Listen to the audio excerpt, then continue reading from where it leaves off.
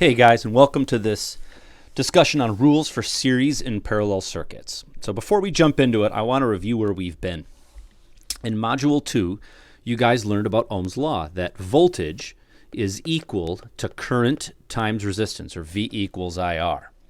And often a common analogy used to understand how circuits work is water, where the power supply would essentially be the water pump that's supplying the water or pushing the water out, just like the power supply for a circuit pushes out electrons in a sense.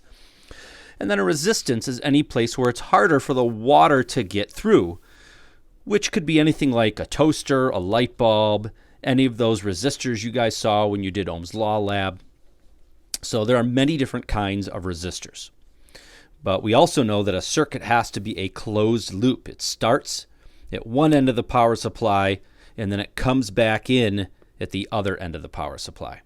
Now, while that's a common analogy, I'm actually going to use a different analogy today as we go over the Ohm's Law lab, and I'm going to talk about electrons as people.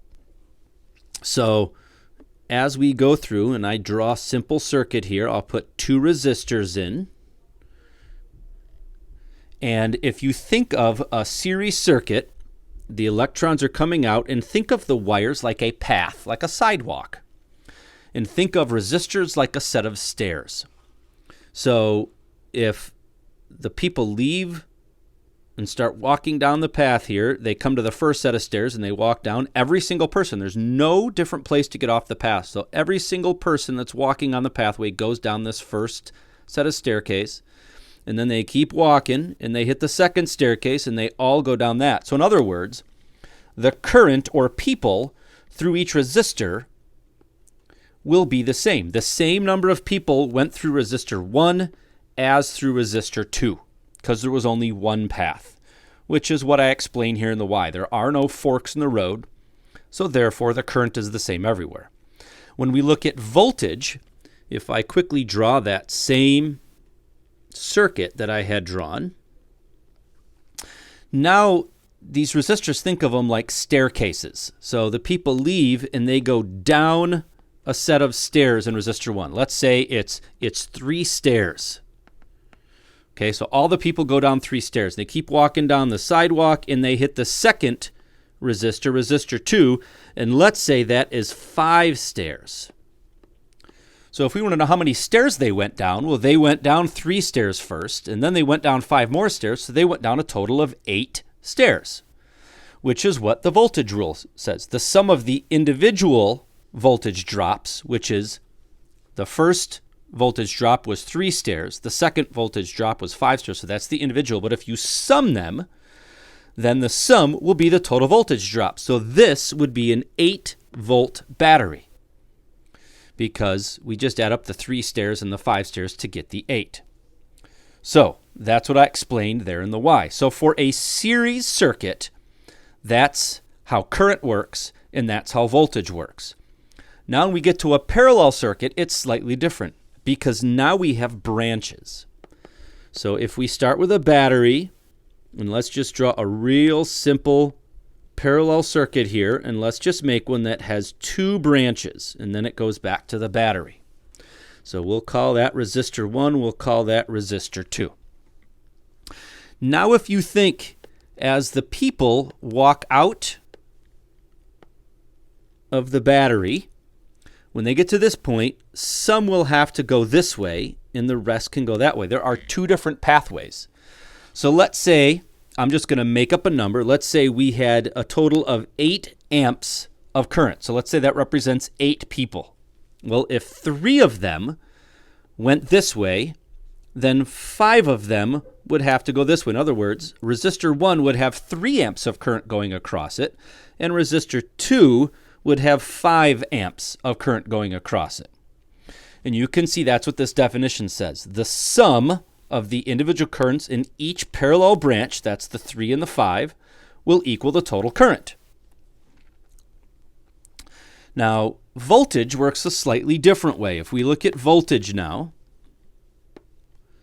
and I recreate that simple parallel circuit row quickly here. So we have resistor 1, we have resistor 2. Let me close my circuit. As they walk out here, the sidewalk, in a sense, the wire, goes like that. We said that 3 people took that path. 5 people took that path. So I'll start with the same amps that we had before. And we said 3 amps went to the top and 5 amps went to the bottom. But they both go downstairs and then they come back together, which means they had to go down the same number of stairs. If the sidewalks come back together, if this was 2 stairs, then this would also have to be 2 stairs, because that's the only way for them to come back together and continue along the path. So in a parallel circuit, the total voltage drop is the same in each parallel branch, or they'll be equal, which is what's explained here in the Y. So now what we're going to do is I have a little summary page here that in a series circuit, the voltages sum and the current is the same across all resistors. And in a parallel circuit, the voltages are the same and the currents sum. So that's our little summary, but now let's apply that.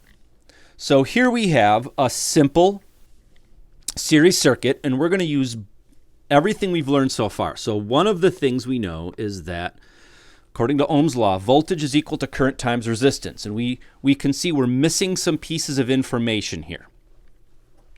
So first of all, I know, if I know the current and resistance of one, I can take my Ohm's law and rearrange it if I need to. In this case, I don't, because voltage is just current times resistance. So I can go current times resistance, or 2 times 2 would be 4.0 volts. So I know that. So I know the voltage drop across resistor 1 is 4 volts. I also know right here that the total voltage drop as our people walk the pathway around the circuit, they go down a total of 12 volts, or 12 steps. Remember, think of voltage like steps. So if they go down 4 steps here, and they go down a total of 12 steps by the time they get to the end, that means that this has to be 8 steps, or 8 volts. Once I know that that's 8 volts, I can rearrange my Ohm's law equation, so I would equal V divided by R. So in that case, that would be 8 volts divided by 4 ohms. In this case, I'd have 2 amps, which, by the way, if we think, makes sense, because technically we didn't even need to calculate that value, because we know in a series circuit that the number of people, or the current, is the same through every resistor. So we had 2 people, or 2 amps, leave and walk down the pathway.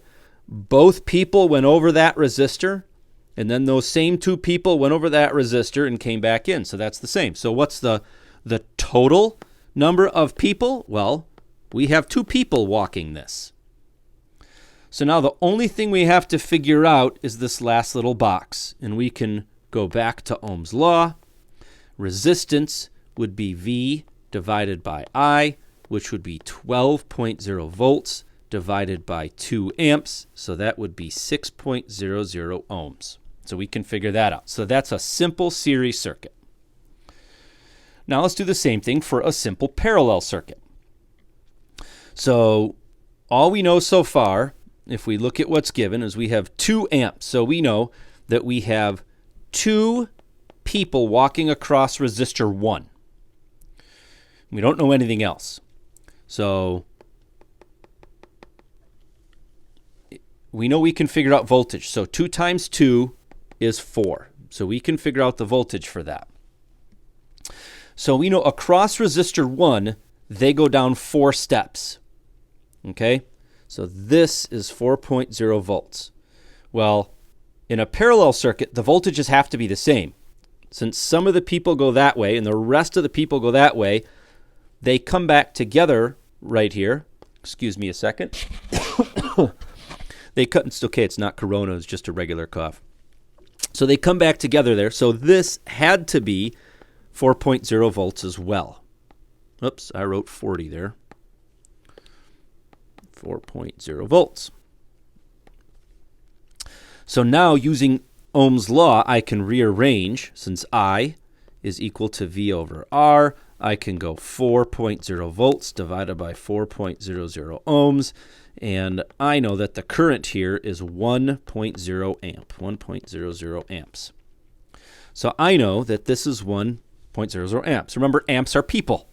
So if two people went across resistor 1 and one person went across resistor 2, then what's the total number of people we have? Well, it's 2 plus 1. Or in other words, it's 3 amps. And we know that the voltage drop across either resistor, whether they go over resistor 1 or resistor 2, they've gone down 4 volts or 4 steps. So we know our total voltage drop is 4 volts. So now to figure out our resistance, we rearrange Ohm's law. Resistance is voltage divided by current. So this would be 4 divided by 3. And when we do that, we get 1.33 ohms. So there's a simple parallel circuit. But now, for the last thing we need to cover, what about something like this? This looks like a mess. So this is a combination circuit. We have parts of it that are in parallel, and we have other parts that are in series. So for instance, resistor 1 and 2 are in series with resistor 3, which is in series with either resistor 4 or 5, which is also in series with resistor 6. So kind of a big mess going on there. So we're going to have to use both of our rules at the same time. So first of all, let's look at resistors 1 and 2. We know a few things. We know that we have 3 people going across resistor 1 and 2 people going across resistor 2. So what's our total number of people? So if we think about it, a certain number of people left here, and what we know is 3 of them went this way, and we know 2 of them went that way. So we must be dealing with 5 people. So that must be our total current right there. So across resistor 3, everyone's together. So there we must have 5 people or 5 amps of current. As they continue along to resistors 4 and 5, they split again.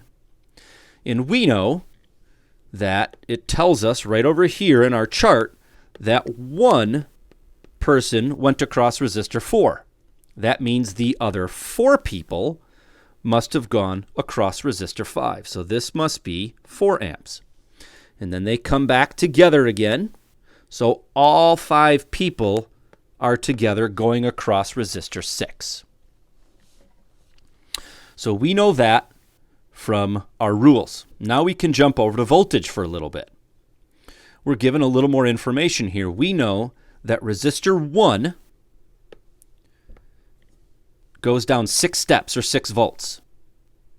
And remember, since they come back together after, all the people come back together after they pass through resistors 1 and resistors 2, they have to go down the same number of steps. So our parallel rules tell us that resistor 2 must also be 6 volts. Let's jump down to resistors 4 and 5. Resistor 5 is 8 volts or 8 steps. Therefore, resistor 4 must also be 8 steps. Now, we don't know resistor 3 and resistor 6 yet from just looking at our diagram, but we can figure it out using our Ohm's law. So I know for resistor 3, I know both the current and the resistance. So if I multiply current times resistance, or 5 times 3, I get the voltage according to Ohm's law. So this must be 15 volts. Now, I know my total voltage is 34. So all my voltages have to add up to 34. But I'm going to go like this for a moment. I'm going to change colors. We know that they don't go down both resistors 1 and 2. They either take the pathway over resistor 1 or over resistor 2. So to figure out my total voltage, they either do, like I said, 1 6 or the other 6. So we're going to add this up. So they go down 6 volts or 6 steps if they go over resistor 1 or if they go over resistor 2. everyone goes down the 15 steps. So I'm going to add that in there. Once again, resistors 4 and 5, they do one or the other. So they're going to go down 8 steps, whichever path they take. And we know that. Then they go over resistor 6. So they go over one last little thing, and we know that equals 34 volts. So if we do our math, and I take 34, and I subtract from it 8 and 15 and 6, I find out that this must be 5 volts so that it adds up. So therefore, this is 5.00 volts. Now at this point, I can figure out all of my resistances using Ohm's law. So we know resistance is equal to voltage divided by current. So I'm going to start at the bottom. 5 divided by 5, that would be 1. 8 divided by 4, that would be 2. 8 divided by 1, that would be 8. 6 divided by 2, that would be 3. Oops, and I wrote voltage for that one. I'll go back and fix that. 6 divided by 3 would be 2. And then we get 34 divided by 5, and that comes out to 6.8. So that's how you fill these complex circuits in. If you get stuck, just remember, go back to your rules and try to break down what part is series and what part is parallel. And of course, if you have a question, don't hesitate to contact your teacher and ask. Thank you, and have a great day. Bye-bye.